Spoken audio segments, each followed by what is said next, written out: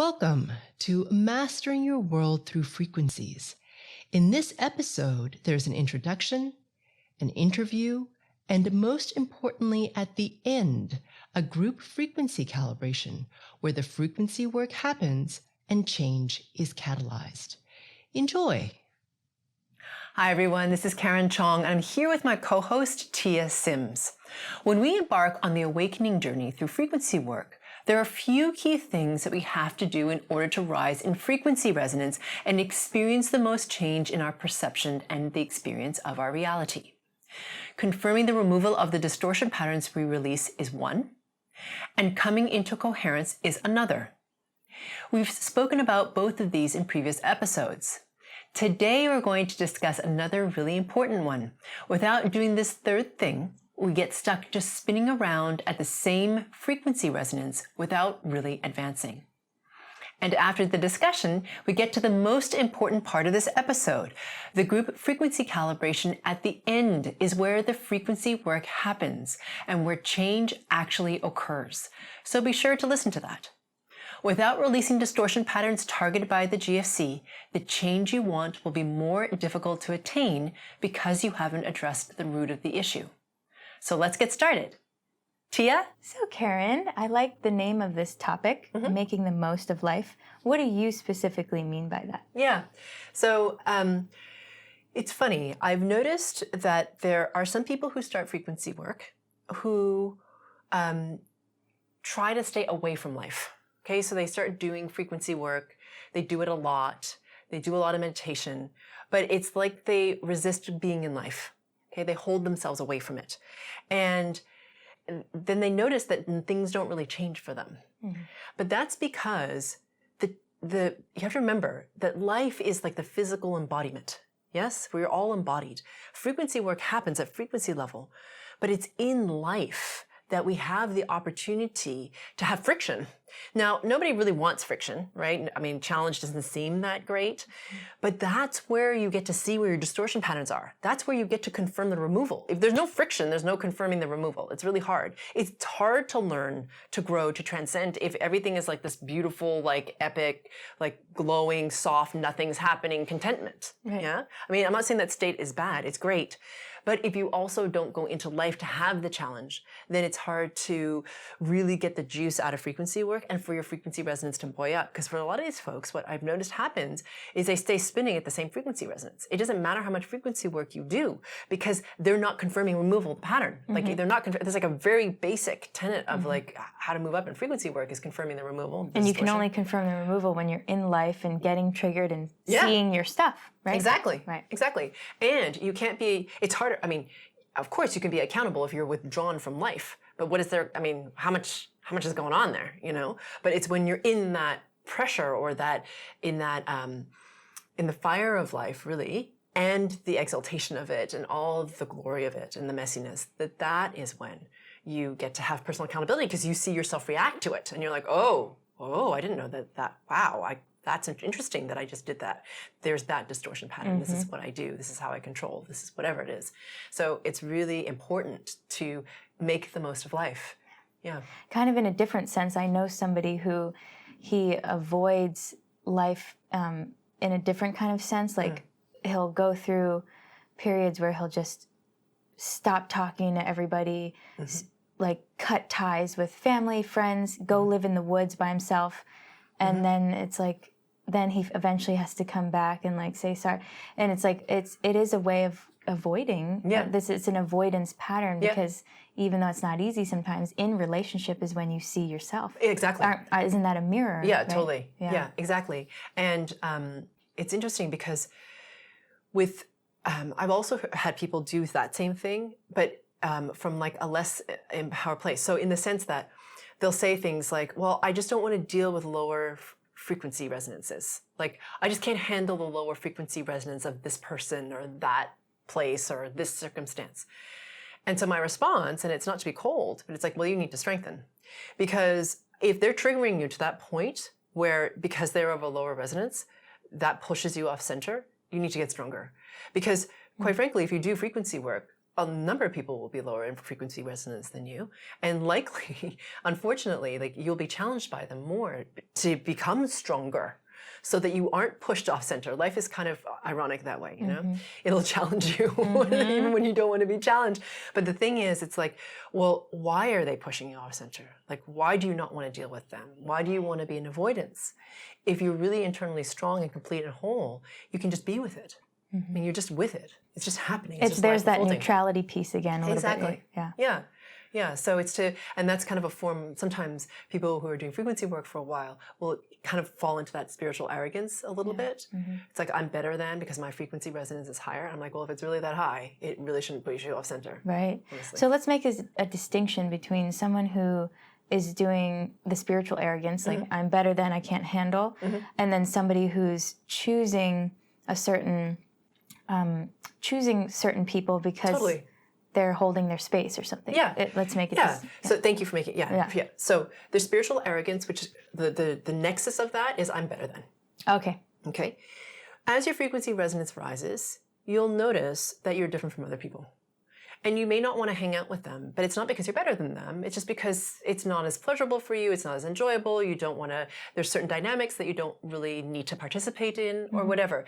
Or just those different kinds of people will fall out of your life and just higher naturally, like you're not even choosing. Yeah, exactly. It's like you'll just fall out of touch. Like people fall out of touch all the time. Yeah. So those people will you'll fall out of touch with them, right? And different people will come in, or no people will come in for a little bit as you establish more sense of self and a stronger, firmer sense of completeness. Some of us need that. You know, this sense of like, oh wait, I'm not really sure who I am because I'm always defining off of other people. Yes. So sometimes you go through a period where you're not with that many people so that you can learn who you are, like define internally, right? To have that own sense of strength. So from that perspective, it's not like you're better than. You're just in this period where you're like, I just don't feel compelled to be with other people. I'm defining myself more. Yeah, I'm defining myself more. I'm just doing the work, or I'm exploring who I am, or whatever it is that you want to call it. It's fine. But there's not that arrogance. Yeah, and the difference is if that kind of person were to come in contact with someone of lower resonance, it would just be like, okay. Yeah. Versus like, oh, I can't handle that. Yeah.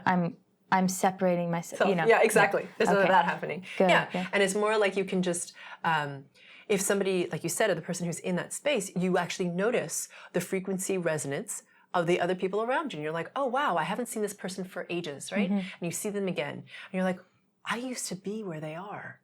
Right. Okay. And it's not that like, oh my God, now I'm so awesome. And oh my God, I'm so awesome. You know what I mean? At the same time, like, because it's not, what I mean by the second point of like, I am so awesome, is you notice the gloriousness that you are, right?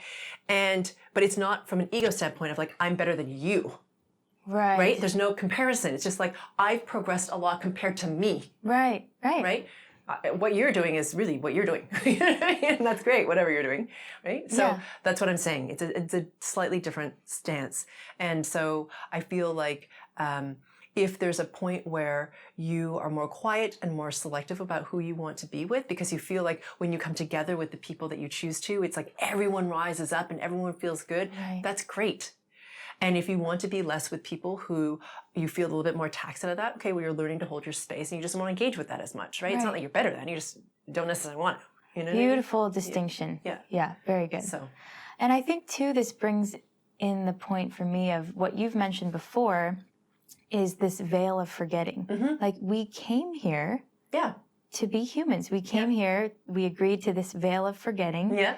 And we came here to learn and remember our brilliance. And you can only do that through life. Yes. Being a human. Yes. And there's so much, you know, a lot of people who start on their awakening journey will begin because they have a lot of pain. So they're trying to push away from life, right? Because it sucks. There's a lot of trauma out there. I'm not belittling it, okay? Yeah. Some people go through some really hard stuff, okay?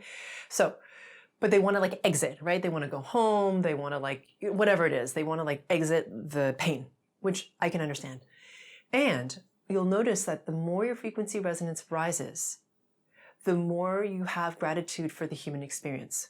Okay? Because you're not as enmeshed in it. Does that make sense? Because you now have the perspective of the big S self, right? The self-identified from spirit, not just the ego mind self that can be embroiled in drama and emotion and all that sort of stuff. Yeah. But you can have an appreciation for it. You're like, wow, look at all this stuff that gets to be experienced. It's not necessarily pleasurable, but it's kind of cool, in its intensity, in its Yes. beauty, and its humanness. Yes. And you can appreciate that even at the same time as you have the experience of this isn't maybe not like, I don't love this experience, you know what I mean? And there's this like, wow, it's kind of amazing at this, you know what I mean? You're having both at the same time. Yeah, because there's always ebbs and flows. Like Yes. there's some very, very negative people who only mention the ugliness of life, Yes. which of course exists. But it's like, well, what about all the Beautiful. beauty? What about creating and art and music and whatever gets you, or being in that flow state? Like there's so many cool things. Oh, absolutely. That spirit, of course, I think is always just enlightened or whatever. Yeah. But to be a human, we get to touch things and taste things and things that you can't do as a spirit. Exactly. So it's honoring that. Yeah, totally. And there's something like totally awesome about getting to be embodied, like really truly, like people, as much as the embodiment can be painful, and I get it, like to be embodied is actually something that is advanced, because it takes a lot to create density. So I've mentioned this before, right? Most things is nothing, right? So if you ask a scientist, 99.999 whatever, Right. nothing. Of an atom or of whatever. Yeah. It's nothing. It's the void. 0.0000 whatever, 1 or whatever, is matter. You are choosing to experience matter in a very significant way. That is actually an advanced thing. So you get to have this experience of all of these senses, of these emotions, these thoughts, these ideas that were finite, that were separate, and blah, blah, blah, and you get to transcend it. That is amazing, And then, of course, there's this thing, with humans when we see that in others. Right? And then you get to witness that in someone else. And that's spectacular, right? So all of that, that human stuff, I think is really what is so beautiful, in life. And so it's to make the most out of it, like to be in life, to not just be in this, like trying to remove yourself so nothing hurts you, nothing touches you, nothing, whatever. It's like, yeah, but you're missing it. Like get in there and enjoy it, because that's where you're going to have the growth, and that's where you're going to overcome. And then that's when you can confirm the removal of that trauma, that's suffering. And then really shine. And it goes away. And it's funny, I had this woman write in about coherence mastery. And she was saying that, she's in her 70s. And it was really cool because she's like, I've been learning from all these different teachers and I've been taking little grains. But this is the first time that when I look at my life, I see all the patches of magic and beauty, not just suffering or survival or whatever. She says, I see both. And now I see more of the magic because I can see why it was like needed for me to have that experience. Right? But I see it from a different perspective because she's cultivating the big S self. So I thought, oh, that's so spectacular. Like, what a gift, at 75 to be like, wow, I look at my life now and I see, she's like, I can barely remember what it used to be like. And I'm like, yes. Big S self, neutrality. Yeah. Remembering your brilliance. Yeah. That's all part of it. Yeah. I think of, not to be cheesy, but I think of that, the whole story of the growth of the lotus flower. Yeah. It has to go through that mucky muck of the pond in order to be the brilliance. It is. Yeah. So there's a lot of things to enjoy in life. Totally. Yeah. Thank you. Thank you. For those of you who are new, we're just about to start the GFC. This is the most important part of this episode because it's where we actually do the frequency work and where change is catalyzed. So I invite you to settle in and get comfortable. You can sit, stand, or lie down. Or if you prefer to walk around slowly, you could even do that too. If during the GFC you find that you start falling asleep, even if you didn't feel tired when you started, just let yourself drift off. That just means that the frequencies are really high and it's more efficient for you to be asleep to integrate them. If this happens, it's good to listen to the GFC portion again a few times until you can stay awake for the whole thing. That's how you'll know you've integrated those higher resonating frequencies. Because I'm working on the frequency level, these GFCs are not like regular meditations. And many people find they go into varying degrees of altered state. If you happen to be listening to the audio version of this episode, please definitely do not drive while listening to this. Okay, here we go.